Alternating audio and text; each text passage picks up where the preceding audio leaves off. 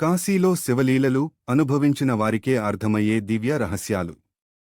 కలయో వైష్ణవ మాయో అని పెద్దలు చెప్పినట్లుగా దైవలీలలు సాధారణ బుద్ధికి అందవు. వాటిని అనుభవించిన వారే వాటి గాఢతను గ్రహించగలరు.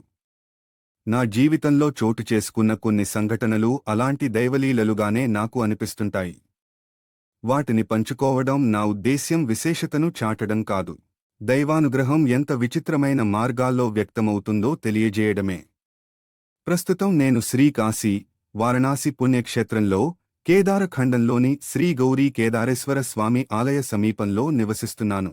జ్యోతిష శాస్త్రంలో 9 సంవత్సరాల పాటు అధ్యయనం చేసి, అనేక కోర్సులు పూర్తి చేసి ఎంఏ, పిహెచ్డి పట్టాలు పొందాను.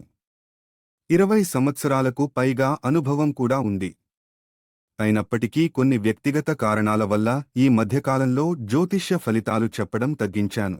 ఇటీవల ఒక విశేషమైన స్వప్నం వచ్చింది.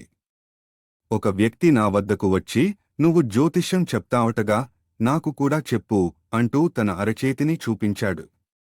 చూడడానికి అతను శివుని వేషధారిలా కనిపించాడు. నేను ఆయన చేతిని పరిశీలించగా ఆశ్చర్యకరంగా అందులో ఎలాంటి రేఖలు కనిపించలేదు. జీవితరేఖ లేదు, హృదయరేఖ లేదు, ధనరేఖ లేదు, అసలు ఏ రేఖా లేదు. విస్మయంతో నేను ఆయన ముఖాన్ని చూశాను. ఆయన మాత్రం మందహాసంతో నన్ను చూస్తున్నారు.